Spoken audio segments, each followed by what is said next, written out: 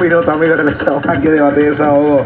Se incorporan a la discusión el representante del Partido Popular Democrático, Manuel Natal. Buenas tardes, representante, bienvenido. Buenas tardes, Jonathan, buenas tardes al compañero representante Soto, y muy buenas tardes a todos los amigos de Radio Isla. Sí, que le hemos dedicado el programa a hablar de la transacción. Estaba escuchando de camino para acá al compañero. ¿Qué le parece lo que hemos estado discutiendo y lo que usted ha podido ver de los documentos de la transacción? Es que yo creo que hay que aclarar, y por lo menos mi interpretación, y yo confieso que no, obviamente no soy un experto en el tema, es lo que he aprendido en los pasados meses y demás. Sobre el límite constitucional del 15%. Cuando se habla del 15% es del servicio a la deuda. No es de la deuda, es del servicio a la deuda, de lo que tú vas a pagar. Por eso es que ahí hay que evaluar, y el arreglo o la ingeniería contable que esta gente hace es, bueno, cuando lleguemos al acuerdo de la emisión y tengamos todas las particularidades, vamos a acordar entonces cómo yo te voy a pagar a ti. Y de acuerdo a dónde estemos en cuanto al margen, a ese límite del 15%, ellos van a estructurar esos pagos. Eso es lo que va a pasar. O sea, la realidad es que cuando se pensó cuando los padres y madres de nuestra Constitución pensaron en el 15%, lo hicieron pensando en cuando al comienzo de un año fiscal ya yo tenía todos los gastos que no había podido cubrir con mis ingresos, y ahí entonces hacía la emisión. Okay. Sin embargo, la práctica ha sido, por muchísimas razones, que durante el transcurso de un año fiscal se hacen estas emisiones. Así que esa es parte del análisis, una enmienda muy importante que sí se incluyó, que recoge el planteamiento del representante Soto.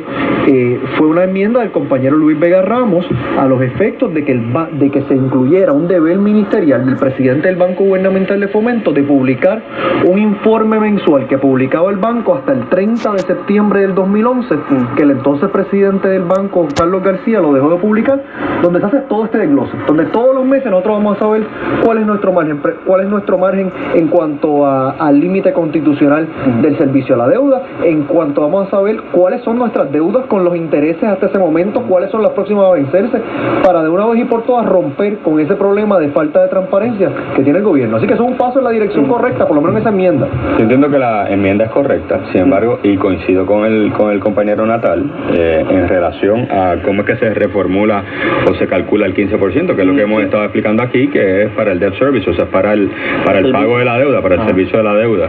En esa parte yo creo que estamos claros.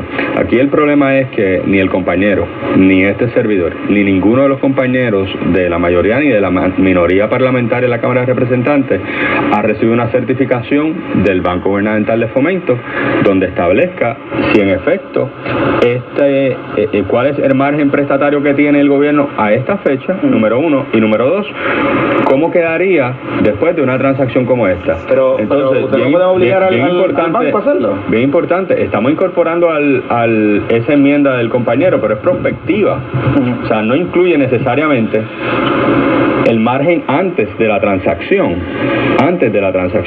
que es lo más importante. Es que ahí que está la limitación, es que la Constitución es clara. La Constitución lo que dice es al momento de la emisión se saca el cálculo de los ingresos de los 2 años anteriores, y con esa ecuación no puede ser el servicio a la deuda, no la deuda, el servicio a la deuda, eso lo paga, el 15% de lo que son tus ingresos, de lo que es el promedio de los ingresos para esos 2 años. Ahora bien, por eso es que te digo ¿qué es lo que pasa? Que es la ingeniería contable que hacen, que dicen, bueno, está bien, este es el margen para el próximo año o para los próximos 2 años. Pues yo lo que hago es ese pago lo atraso un poco más y lo juegan para entonces, es la verdad, y lo digo para mantenerse dentro del margen. Mira, hasta octubre 18 se estableció cuál era el margen. Octubre 18 de este 18 año. del 2013. De 2013, ok. Se emitió un informe donde se establecía cuál era el margen, Ok. era cercano al 13%. Ujú. ¿Ok? Y en los documentos que se prepararon para el webcast ahora, febrero 18, hace 2 días atrás, eliminaron esa partida. O sea, el informe que se le presenta a los inversionistas en el webcast no incluye cuál es el margen prestatario del gobierno de Puerto Rico. Entonces, estamos poniéndonos de frente a la gente que está dispuesta quizás a prestarnos el dinero que el gobierno necesita, pero no estamos dándole toda la información. Es precisamente lo que pasó y lo que mencionó Standard & Poor's y otras casas acreditadoras cuando degradaron el bono a chatarra. Se habla de transparencia, pero la realidad es que quienes no están siendo transparentes con las casas acreditadoras que han catapultado el efecto de decretar los bonos chatarra a enero de este año. Pero lo importante es saber que aquí cómo funciona el balance de poderes en el gobierno. La Asamblea Legislativa autoriza la emisión hasta cierto punto con estas condiciones. Independientemente de lo que la Asamblea Legislativa autorice, el gobierno de Puerto Rico, en este caso en su componente ejecutivo, a través de la Secretaría de Hacienda, se tiene que regir por la Constitución de Puerto Rico. El gobierno de Puerto Rico no puede llegar a un acuerdo de emitir unos bonos de una forma que se estructura un pago que violenta el límite constitucional del 15%. Así que eso va independientemente de lo que apruebe la Asamblea Legislativa. La Constitución es la guía operacional de todas las partes. Para la Constitución siempre ha dicho que nosotros no podemos coger deuda fuera de la Constitución, y desde hace 25 años estamos cogiendo deuda. Ahí que explique el compañero y su amigo el doctor Pedro Rosselló. No, pero ahí puede explicar Sila, puede explicar Aníbal Acevedo, todo el problema mundo. endémico. O sea, esto no podemos tampoco encajonarlo, Manuel, y yo creo que tenemos que ser responsables en que si esto fue Pedro Rosselló, si fue Sila, si fue Aníbal, o si fue un solo partido político. Yo creo que todas las administraciones. No, todas han cogido, pero un hecho fáctico es que quien se inventó la deuda extraconstitucional fue Pedro Rosselló. Que de ahí en adelante todos han aprovechado de eso, por supuesto, es estipulado. Yo estoy claro y que el único que cerró el gobierno de Puerto Rico fue Aníbal Acevedo Vilá, y obviamente, a lo que estamos, no vayamos por la tangente. Lo que estamos al filo es precisamente si esta misión no se hiciera. Yo quisiera que le preguntaran a Melba Costa, que se paró de la vista pública en la que yo estuve y no nos permitió preguntar porque tenía otro compromiso antes de los turnos nuestros, ¿verdad? Pero bueno, la pregunta es, si no se realiza esta misión de bonos, ¿el gobierno de Puerto Rico tiene la liquidez para continuar operando y para poder cumplir con sus deudas y con sus obligaciones hasta junio 30? Esa es la pregunta que tenemos que hacernos. Si tiene la liquidez o si no la tienen. Pero eso lo tiene que decir Melba. Eso no lo han contestado, te lo han contestado a ti, no se lo han contestado a nadie.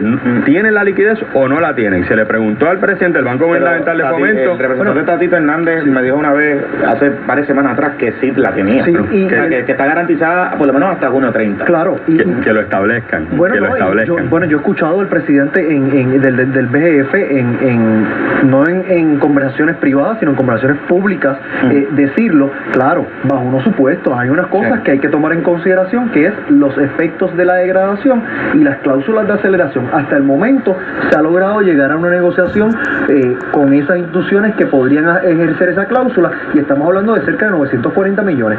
Dependiendo de si eso procede o no, bueno, pues hay unos supuestos que le permiten al gobierno tener la liquidez necesaria hasta junio 30. Hay dos factores que son muy importantes. La misma ponencia, el presidente del Banco Gubernamental de Fomento decía que si la legislatura no apoyaba la política pública, la política fiscal del gobernador Alejandro García Padilla, y se aprobaba de forma inmediata o en un periodo razonable, fue el término que él utilizó, este proyecto, él no recomendaba la aprobación del mismo porque iba a ser grave para Puerto Rico. Entonces, el presidente del BGF, eso está en su ponencia, ¿okay? Porque iba a ser grave para Puerto Rico. O sea, si no lo apruebas ya, mejor no lo apruebes porque esto va a ser grave para Puerto Rico. Y entonces, ¿cómo va a ganar la cosa? Porque ya han dicho que no es el chavo. ¿Cuál era la prisa entonces? ¿Cuál es la prisa por aprobarlo en 2 días? Porque lo que se le dio fue un día de vista y al otro día se fue a aprobar.